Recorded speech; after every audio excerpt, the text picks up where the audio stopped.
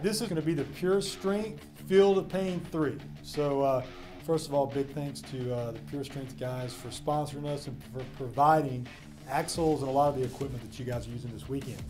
A couple things we wanted to go over on this is you guys are going to have stones. And with the stones, you're going to be required to do a couple different things. If you're in the RX division, y'all are going to be taking it from the ground and just shouldering it. So the big key here is you're going to pick it up any way you want to and then bring it to rest at the top of your shoulder. Nothing where you can just hug it in front of you. We can't have it to where you're just, kind of barely have it on the front of your shoulder. We want to make sure that that stone actually reaches the very top of your shoulder, and when it's on the top of your shoulder, that you got full extension with your hips and full extension with your knees. So you can't mute it. You can't kind of halfway stand up. You got to be fully standing up with that stone on your shoulder. Maybe the easiest way to make sure that this happens is that once it's sitting on top of your shoulder, to kind of step forward and let it roll off the back of your shoulder.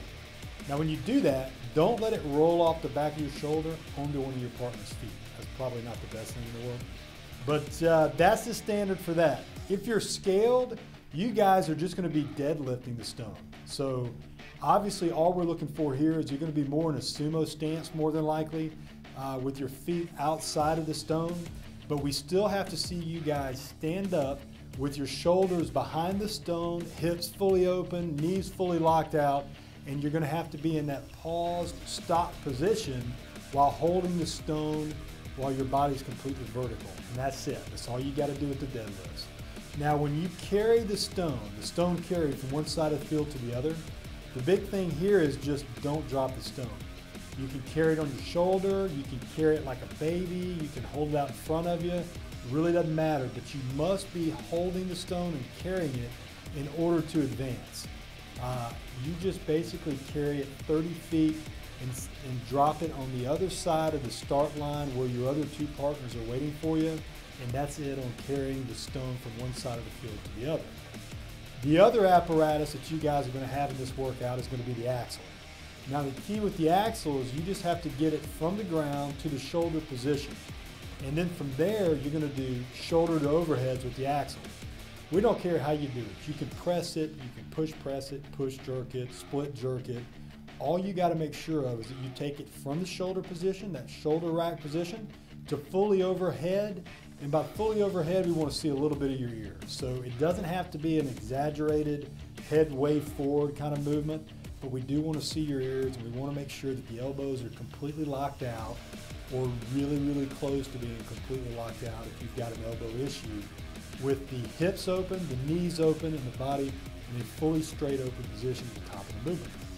Now the other thing you guys are going to do with the axle besides that is you're going to carry it to the other side of the field. But this time, unlike the stone where you just got to carry it, now you're going to have to walking lunge it to the other side. The start position of this starts behind that starting line. You're going to be in a front rack position with your elbows in front of the axle, and on each individual lunge, you got to have that back leg at least kiss the ground. Now, as it kisses the ground and you return to that starting position, there needs to be a moment to where you're in full extension at the top, okay? And the reason we say you got to be at that moment where you're in full extension at the top is we just don't want people really muting their hips and just kind of walking in a muted low position through the field. We're not going to make you stop and have a complete pause on each of the walking lunges, but we don't want to see anything ugly to where you're just kind of sliding across the ground like a snake. After you deliver the axle to your partner, they're obviously going to do the same thing. The only other standard you got to be concerned with on this is the burpee broad jump. Now this is simple as all get out. I mean, one of the simplest movements that we do, but people still kind of try to find a way to kind of cheat it. All we want you to do is when you burpee, make sure you hit the ground. No matter how wet, how dirty, how snowy, how nasty it is, your chest has to touch that ground. And then when you come up and you jump, you have to land, and where your feet land is where you start your next burpee. You're not allowed to take a step forward, a half step forward, or even trip forward. Even if you trip forward, we're going to back you up and make you start exactly where your feet ended on your broad jump. And that's it. That's all the standards we have for the Field of Pain 3, sponsored by Pure Strength. Thank you guys. I'm going to talk to you about the Team WOD, the WODSuperstore.com Gauntlet. This is also known as WOD number 2 for many of you. And this WOD is basically a pile of work at different stations. And you will be, first that you need to know, you will be wheelbarrowing people between stations. So we'll have kind of a delineated, like you got to go from here to here in that wheelbarrow position to make it pretty obvious where your hands start from and where they finish from. All right, the movements.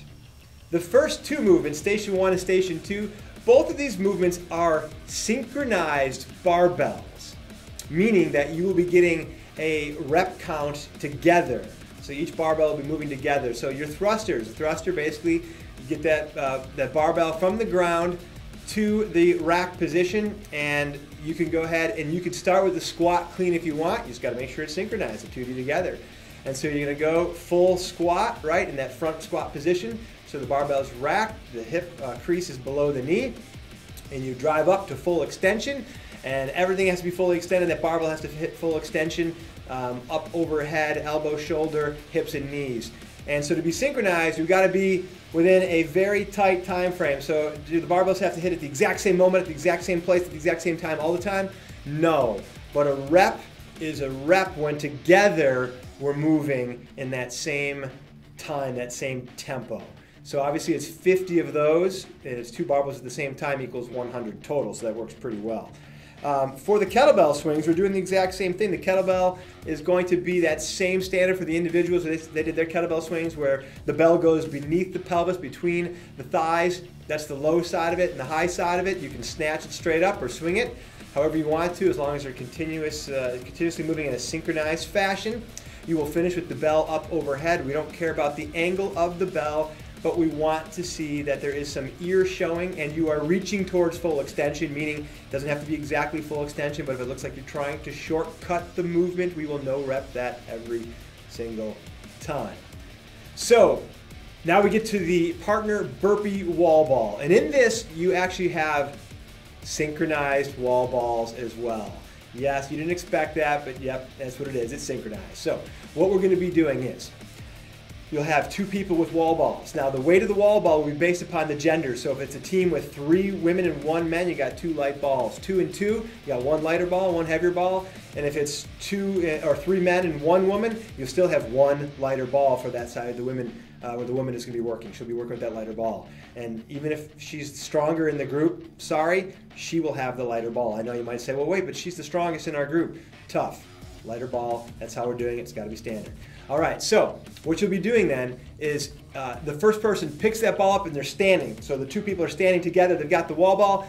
They throw that wall ball across to their partner together, relatively synchronized, doesn't have to be exact, and they drop and do a burpee.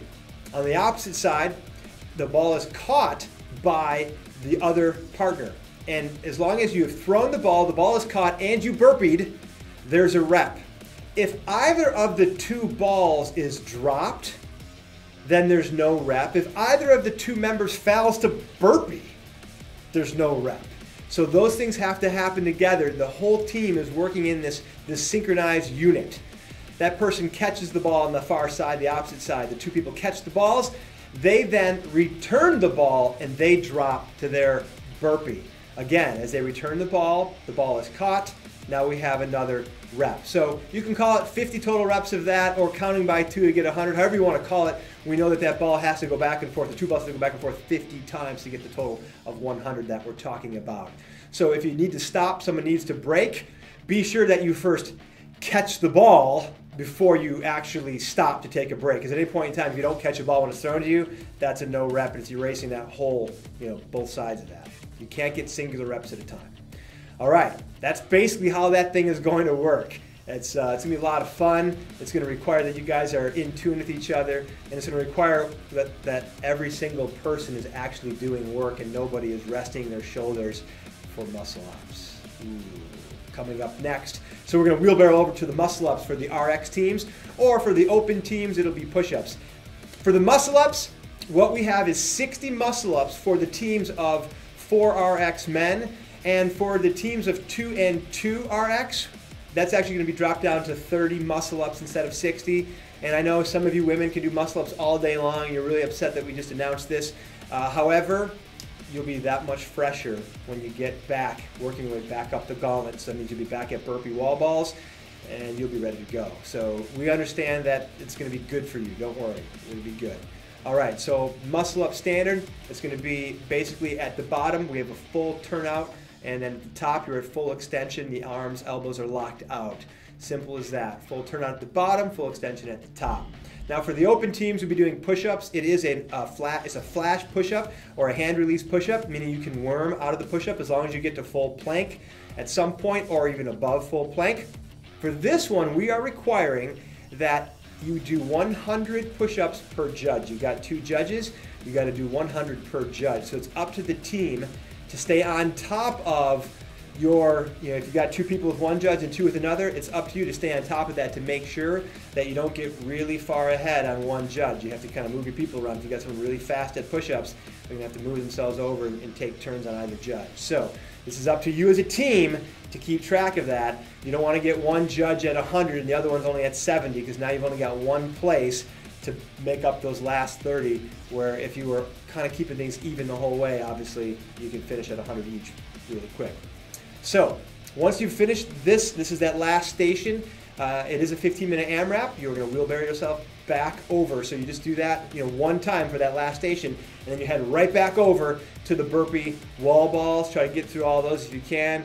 Keep working your way back up the kettlebells, work your way back up the thrusters. And for your really amazing teams, you'll go down and back and down and back and down. And I don't think so, but you could try, and that'd be awesome. The FitMark Bags Know Thyself WOD. The first thing I want to say is that when you get the WOD submission cards that you'll be turning in, showing all the work that each individual on your teams will be doing, you will end up really having an intimate knowledge of this WOD when you're doing that. So what's cool is that right now you might have some thoughts, some questions, some concerns. They will fade heavily as you're going through this. But as you have these questions, Mark Hughes is your WOD captain for this one. He's also the one in charge of these cards that are being submitted. So if you have any questions, and he can help you out with that too. So basically what we've got these different movements, and we've got pull-ups, we've got box jumps, we've got snatch, we've got deadlift, we've got double unders. That's our basic set of movements. Now we know that we have, in the open division, we have pull-ups or burpees. So we kind of let you as a team pick which one you think you're going to be doing. It's either or. You're not mixing those up. The whole team is either doing pull-ups or the whole team is doing burpees. So you got to make sure you remember that. All right, so the burpees will be to a plate as well. We'll get to that in just a second. So for the pull-ups, as we would always say for a pull-up, we got to have full extension at the bottom. We want to see a straight elbow. And we also want to see that chin is clearly over the bar at the top. So, we like to reach and we like to get close. If the bar and the chin are at the same level, I call that a no rep all day long. As a judge, we want to just no rep that and say, yeah, give me half an inch, give me an inch, give me something very obvious that chin is over the bar. So you can butterfly, you can kip, whatever you need to do, you can strict them all day long too. I know you guys love doing strict. So that's your pull-ups. Your box jumps. For the box jump is going to be a jump to the box, a landing, stand up and pause, and then step down, hop down, whatever you want. So for the RX teams, you are jumping up on that box, and then there's going to be that full extension position, pause, and then get down wherever you want. Now for the open division, we're allowing you to step up as well. So you can step up to that box, and just make sure when you step up, the same thing's got to happen. You got to open those hips all the way up so you're standing fully straight. You're not going to be bent over the whole time like we know people like to do when they're doing step-ups with their face practically licking the top of the box. It doesn't work. Fully standing at extension. The snatches, these are not squat snatches. These are anything you want them to be, so they could be squat snatches. They could be split snatches. They could be power snatches. They could be muscle snatches, whatever you want to do. So at the end, the barbell has traveled from on the floor, so you can't count a deadlift and then snatch from the hang and count a snatch. Those are separate movements. So from the floor, and then you end up standing at full extension at the knee, at the hip, at the shoulder, and the elbow. That is the final position of the snatch, and we want that barbell overhead as well. So we'll be looking to see that you push the head through a little bit, show us some ears, making sure that it is up and not out in front of you. So that's a snatch. The deadlift, any grip you want for the deadlift, and what you'll be doing is taking that bar from the floor to full extension with the shoulders behind the barbell with the hips and the knees fully extended. So that's the key for deadlifts. Double unders, as you might expect, the rope has to pass twice under for every jump. Simple as that. We've had this question before. Can I do double unders backwards? Can I jump with the rope spinning backwards? Yeah, sure, whatever. As long as the rope passes twice underneath your feet every time you jump, that's cool. So if that's how you do them, that's great. A single under, the rope passes once under, but the thing that you might not know is that I don't care if you lead with 1 foot or 2 feet at the same time.